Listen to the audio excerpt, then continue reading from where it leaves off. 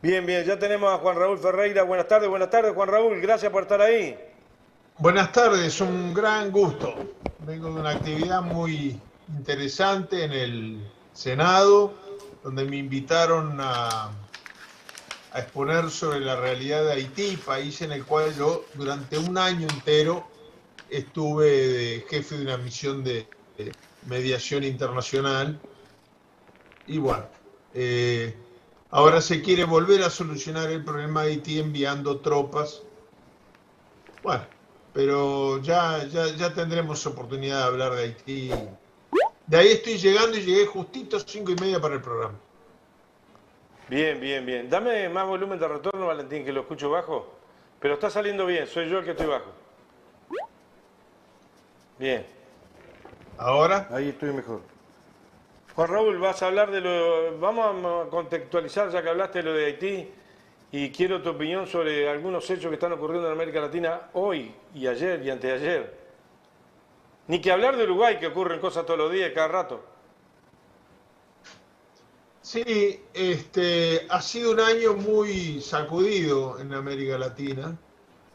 Ha sido sacudido en el mundo porque gran parte de los problemas que tenemos en América Latina es por una guerra que no está haciendo en América Latina, pero que ha generado crisis energética, hambruna, eh, en los países de América Latina, falta de alimentación.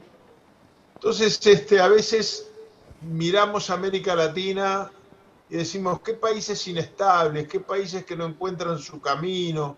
¿Qué países que no encuentran su rumbo? Pero heredamos una cantidad de problemas que no los generamos nosotros.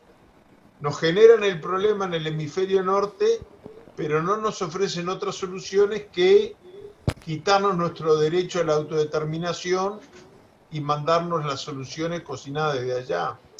Hago una pequeña referencia porque vengo de ahí, ¿no? Pero había gente que me estaba escuchando ahí en la antesala del Senado, en la conferencia esta sobre Haití, y que no tenían idea. Por ejemplo, las fuerzas multinacionales que estuvieron en Haití durante tantos años, que no solucionaron ningún problema político de ningún tipo, no eran ni cascos blancos ni cascos azules, no eran fuerzas multinacionales de paz, eran un invento que se creó para Haití, que se llamaba MINUSTAH. Si yo te digo la verdad, ni sé lo que quería decir bien la sigla. Pero la MINUSTAH significó que todos los países de América Latina tuvieran tropas presentes allá. El 90% de los crímenes de abuso sexual contra niñas y adolescentes en Haití eran cometidos por los soldados de las tropas de la MINUSTAH. A mí me tocó ir a tratar de organizar el sistema electoral para que hubieran elecciones libres. Bueno, durante todo el año 2016 hicimos un padrón electoral nuevo, depurado de muertos, inscribiendo gente que no estaba inscrita, sobre todo en zonas rurales del país. Tuvimos que atrasar algunos calendarios electorales porque nos agarró el huracán Matthew, que inundó la mitad del territorio. Pero uno llega a Haití y ve la cara completa de la realidad, porque la realidad de Haití no tiene el tamaño de una pantalla de televisión. Por ejemplo, el terremoto del año 2010, que le costó a la comunidad internacional millones y billones de dólares en asistencia humanitaria, yo no sé a dónde fue a parar. Lo que puedo decir es a los haitianos, porque Puerto Príncipe, la capital de Haití, es una ciudad construida precariamente sobre los escombros del terremoto. Ahí no fue a parar un centavo de ayuda humanitaria. Ahora, tropas sí, la policía está en sus manos, la defensa nacional, la seguridad interna está en sus manos. Bueno, ahora se fueron. Salió electo el presidente Juvenal en este asesinado el año pasado, fruto de esta misión que me tocó, que tuve el honor o el gusto o el pesar o todo eso junto de presidir, de ser jefe de delegación. Bueno, no hubo segunda vuelta porque el presidente Juvenal sacó el 51% de los votos. Pero de ese padrón electoral depurado, votó el 18% de los inscritos. Es decir, la quinta parte de los inscritos. Quiere decir que el presidente no sacó el 51% de los votos. Sacó el 51% de los votos emitidos, pero la gente no fue a votar porque no cree en el sistema. A mí, lamentablemente, un compatriota, Luis Almagro, me cambió el informe antes de ser presentado, a raíz de lo cual renuncié con un poco de paz interior, porque me pesaba mucho legitimar eso que estaba ocurriendo, pero al mismo tiempo con mucho dolor, porque me demostró que no se puede hacer nada desde adentro para cambiar. Bueno, puse el ejemplo de Haití porque de ahí vengo, como te decía, pero al mismo tiempo porque en América Latina están pasando muchas cosas similares, muchas cosas similares. Entonces es muy fácil decir, Chile no se estabiliza, Perú nunca encuentra un rumbo. Bueno, pero son países que han sido sometidos a un permanente acoso de la propia comunidad internacional que dice ayudarlos. La mejor ayuda es dejarlos resolver su propio destino. A mí hoy en el curso de la conversación me vinieron a la cabeza cosas que nunca las había pensado, pero a instancias ya en su último gobierno, del expresidente fallecido, desaparecido, extrañado, presidente Tabaré Vázquez, yo todavía militaba en el Partido Nacional en ese momento, en un conflicto que casi termina en un enfrentamiento bélico entre Colombia y Venezuela, Tabaré Vázquez propuso que Uruguay mediara. Y los dos presidentes, en aquella época existía el UNASUR, dijeron, bueno, pero tiene que ser un mediador que goce del visto bueno de los dos. Y el presidente Tabaré Vázquez, a mí Nino Noboa, que era su canciller, me lo contaba con sorpresa. Tiró el nombre mío. Dijo, yo estoy pensando en Juan Raúl Ferreira. Bueno, los dos presidentes aceptaron, yo pude evitar que allí hubiera una guerra. Pero fue un remiendo, porque yo vi con una gran alegría y una gran emoción cómo en ese lugar, en ese punto fronterizo que estuvo a punto de terminar en un conflicto bélico, se estrecharon la mano y establecieron relaciones diplomáticas los presidentes Maduro y Gustavo Petro. Nosotros nos dedicamos a decir que Venezuela es una dictadura, que al otro le falta esto, que en Perú se incumplió la Constitución, que dejemos que los pueblos resuelvan su propio camino. El problema entre venezolanos y colombianos lo tienen que arreglar venezolanos y colombianos. Y el problema interno de Venezuela lo tienen que arreglar los venezolanos. Otra cosa es cuando países como México y Noruega abren sus puertas y dicen, yo soy mediador, pero el mediador no viene con una receta abajo de la manga, como hizo Estados Unidos con el presidente que inventó de autoproclamado de Venezuela. No, Juan Guaidó. No hay que ir con la solución. Yo recuerdo, en un momento muy especial, muy triste, muy poco después de la muerte de Selmar Michelini y Héctor Gutiérrez Ruiz, cuando a mi padre lo invitan a presentar testimonio ante el Congreso de los Estados Unidos. Y todo eso termina un par de meses después con el corte de la ayuda militar a la dictadura uruguaya. ¿Y qué pidió mi padre? ¿Qué colaboración, qué ayuda le pidió a los congresistas? Que no nos ayuden, que nos dejen solos. Ese fue el pedido. Eran otros tiempos. Pero está lleno de exilios latinoamericanos que piden la intervención en los asuntos internos de su país. No. Como dijo Wilson al Congreso de Estados Unidos, señores senadores, no les vengo a pedir la intervención directa o indirecta, vengo a pedir que cese la descarada intervención del gobierno de Estados Unidos en sostener a la dictadura. Déjenos solos, que de la dictadura nos encargamos nosotros. Y eso es lo que está haciendo falta, me parece a mí, en América Latina y en la región. ¿Cómo ves la situación hoy de Perú? Un puntillazo y volvemos a Uruguay. Perú y lo de Cristina Fernández. Bueno, a mí obviamente me dolió mucho ver al presidente Castillo decir que cerraba el Congreso. Creo que hay temas de fondo que la prensa está ignorando y nos están vendiendo una situación donde de un lado están los malos y del otro lado están los buenos. Y de vuelta, donde desde afuera hay que intervenir en los asuntos internos. A mí me impresionó mucho ayer, después del discurso del presidente Castillo. Yo voy a poner un ejemplo concreto que espero no causarte un dolor de cabeza a ti. Pero yo tengo DirecTV. Yo veo incluso los canales uruguayos, soy usuario de DirecTV. Hay canales que hay que pagar extra para tener y no los tengo. Yo tengo los canales uruguayos y los canales que no son de cine, básicamente, no todos, pero la mayoría de los noticieros, la CNN en español. Bueno, DirecTV, si hay también, es optativo, tú puedes pagar para ver una película en canales determinados, etc.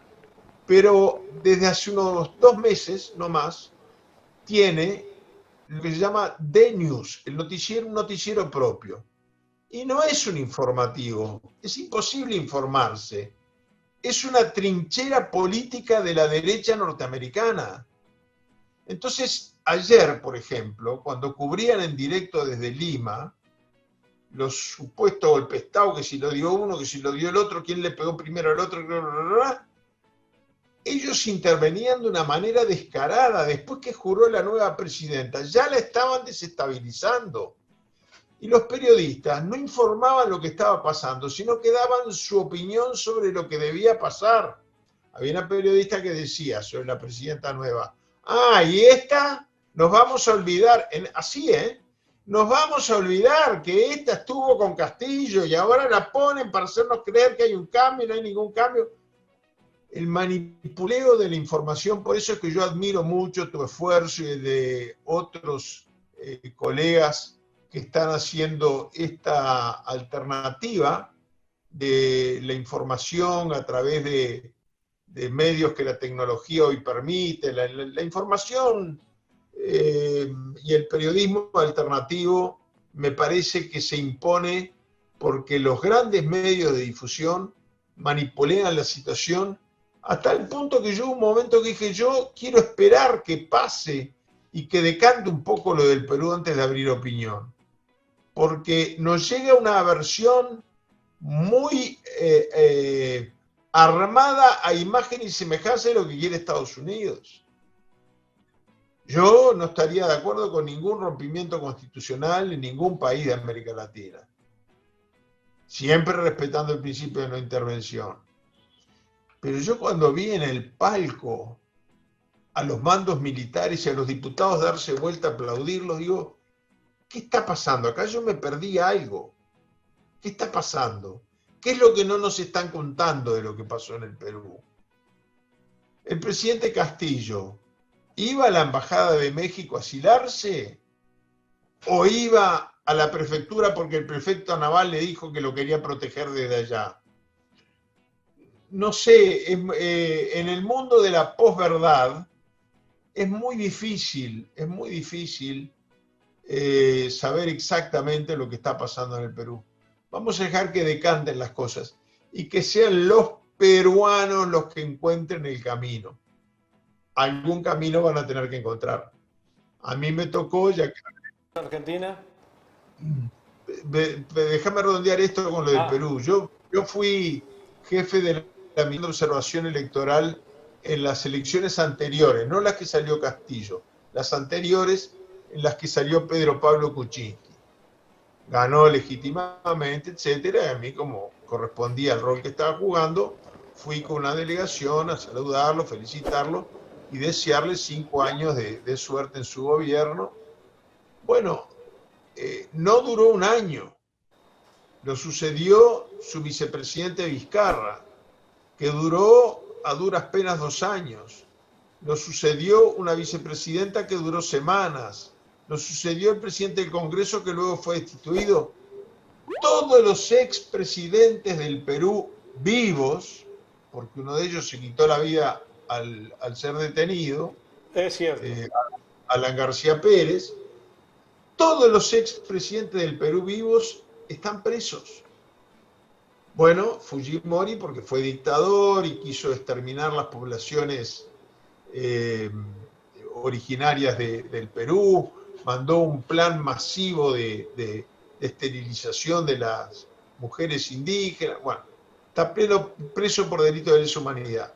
Pero después por corrupción, Ollanta Humala,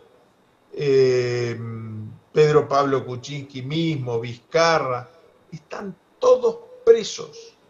No hay un expresidente del Perú, quizás si viviera, pero falleció, Fernando Belaúnde Terry nunca fue acusado de nada. Fue destituido por los militares y años después, en las primeras elecciones libres que hubo, fue electo nuevamente.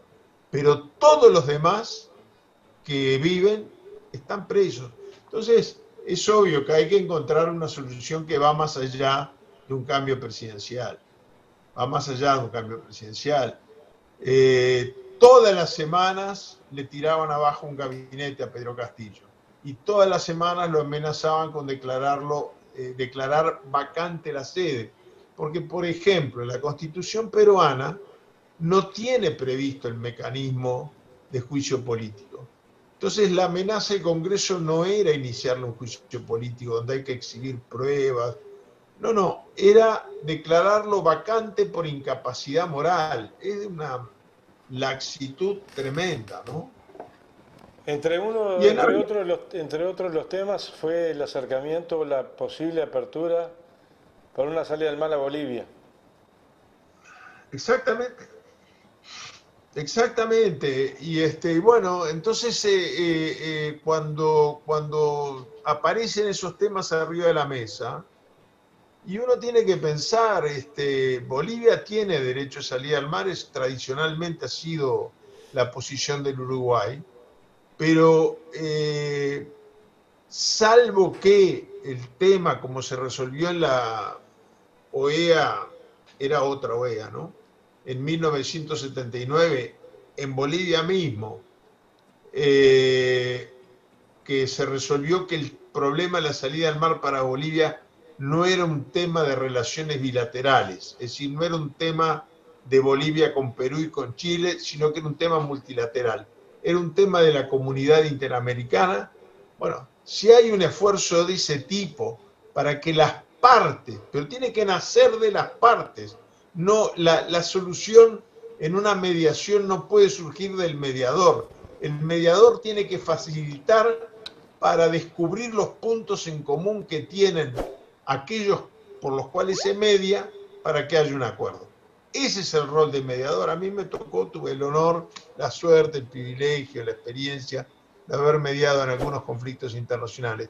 Pero ahora uno ve que los mediadores dicen, bueno, la fórmula es esta, a ver cómo se la vendo a uno o a otro o a las dos partes, o a las tres partes, como el caso de la salida al mar para Bolivia. Hay que dejar que las soluciones nazcan de los propios pueblos. Que estamos viviendo un momento feo, difícil, de mucha inestabilidad, sí. Pero cuando yo era chico había un cuento de que el Papa, ni me acuerdo quién era el Papa en ese momento, llamaba a todos los líderes mundiales y les decía que se venía el fin del mundo. Entonces la reina de Inglaterra, que era la misma que se nos fue hace poco, que más de 70 años fue monarca del Reino Unido, la reina de Inglaterra decía, bueno, vámonos todos al Uruguay. Le preguntaban por qué. Y ella contestaba, bueno, porque en Uruguay pasa lo mismo que en el resto del mundo, pero 40 años después. Entonces, aunque muchas veces se dice barbas, en realidad es bardas, son líneas divisorias. Cuando veas arder las bardas de tu vecino, pon las tuyas en remojo. El otro día el ministro Heber dijo barbas. Yo me imaginé a alguien que se le prenda fuego a la barba, de ser horrible. Pero cuidado, no estemos demasiado tranquilos, porque nosotros estamos viviendo una situación de una inestabilidad tremenda. Y nadie está planteando una salida fuera de la Constitución. Pero, a ver, la caja de Pandora astesiano existía y todos los días sale algo nuevo. Y el gobierno la única solución que encuentra es decir, esto es culpa del Frente Amplio.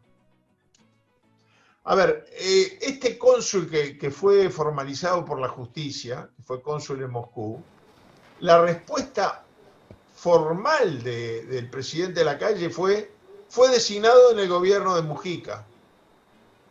Yo me puse a averiguar. Bueno, algún amigo hay que arrima algún papelito, porque si no, está. Pero dejémoslo por esa plata. Resulta que este hombre ingresó durante el gobierno de Mujica por concurso. Uno dice, bueno, pero ¿cómo habrá sido el concurso? Porque el tipo resultó ser un delincuente. Bueno, da la casualidad, porque ahora a través de la computadora es mucho más fácil investigar que antes, que la Universidad Ort, que nunca lo había hecho antes, sacó un comunicado de prensa el 23 de junio de 2011 felicitando al gobierno de Mujica por la transparencia de ese concurso. Entonces, cuando le dicen esto, el presidente dice, ah, bueno, pero después fue enviado a Moscú por Tabaré Vázquez. Bueno, pero estando en Moscú, su primer destino, este cónsul, Dikansu creo que se llama, este cónsul le otorga un aviso a una familia hindú que ya le había sido negada por Cancillería. Entonces el gobierno de Tabaré Vázquez, cuyo ministro de Relaciones Exteriores era Rodolfo Nin Noboa, le inicia un sumario y lo separa del cargo. Después que termina el sumario, lo sancionan y él decide quedarse por las suyas a vivir en Moscú y reingresa a la Cancillería durante el actual gobierno, después que se va Talvi del Ministerio de Relaciones Exteriores. Entonces, no saquemos tanto pecho señalando con el dedo a otros países, porque aquí también pasan cosas complicadas. Y en vez de buscar como solución el encuentro nacional para defender la institucionalidad, no, la solución es decir, la culpa la tiene el frente. No, yo el comentario que escuché a Heber sobre el tema de Astesiano y que la responsabilidad del Frente Amplio, uno dice, pero ¿y esto qué? Sí, sí, es que todo es así. Es lamentable, pero le preguntan la hora a un gobernante y dice, no, me atrasó el reloj por culpa del Frente Amplio. Es una cosa tremenda, es como un manual de marketing.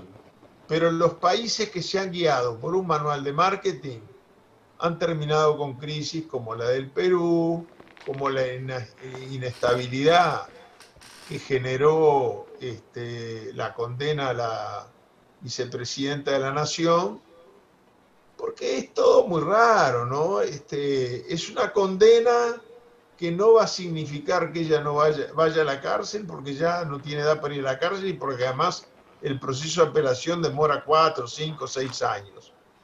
Pero es una causa que se inició no en los juzgados, sino en el Senado y en la Cámara de Diputados. Hay que dejar, la separación de poderes es algo más que un tema de competencias jurídicas, es un tema de funcionamiento del sistema democrático.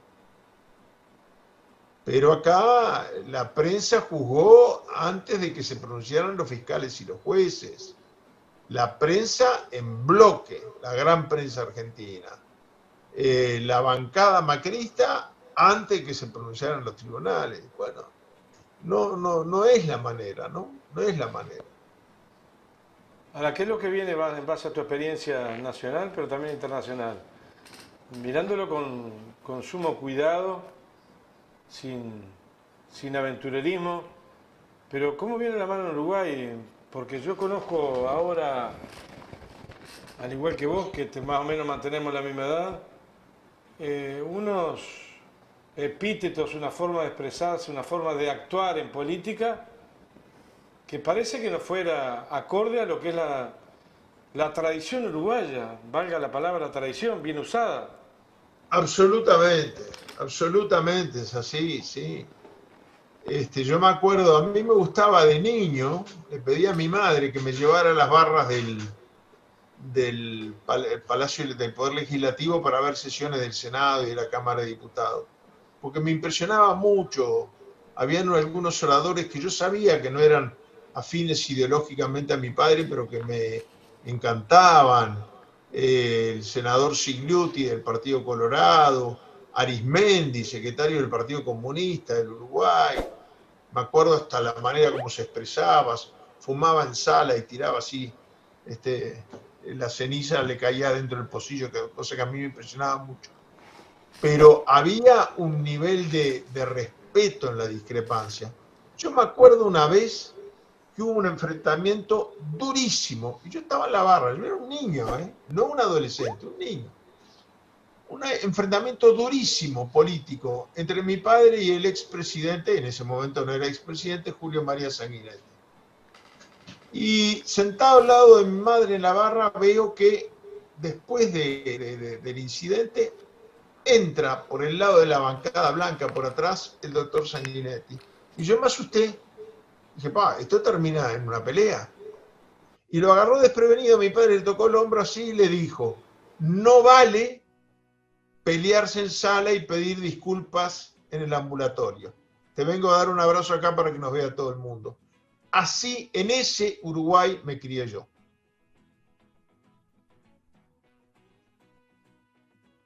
No sé si se extraña, porque todo cambia, pero donde hay este tipo de virulencia política verbal que exacerba e inventa o aparentemente son aplaudidores, se está despolitizando la sociedad muy rápidamente. Ese es mi punto de vista.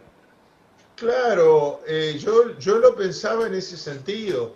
Yo de niño le pedí a mi madre que me llevara a la barra para escuchar y aprender. Ahora, si yo fuera no niño, un joven ya en edad de votar de esta generación, y seguramente no tendría ganas de ir a la barra a ver cómo se descalifican e insultan. Estaba prohibido en aquella época la televisación de las sesiones para evitar el show mediático. Ahora las propias cámaras tienen su canal de televisión. Sí, eso.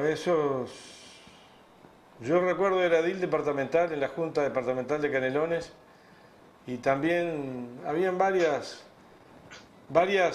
visualizaciones, varias vistas en cuanto a la transmisión en directo de algunas cosas. Por ahí se decía si no se transmite porque algo esconderán. Pero a su misma vez cuando transmiten hay algunos se suben al podio del minuto el minuto de triunfalismo y no se sabe en qué termina. Gracias, Juan Raúl. Bueno, nos volvemos a encontrar el próximo jueves y un abrazo a Enrique que ya veo que está conectándose.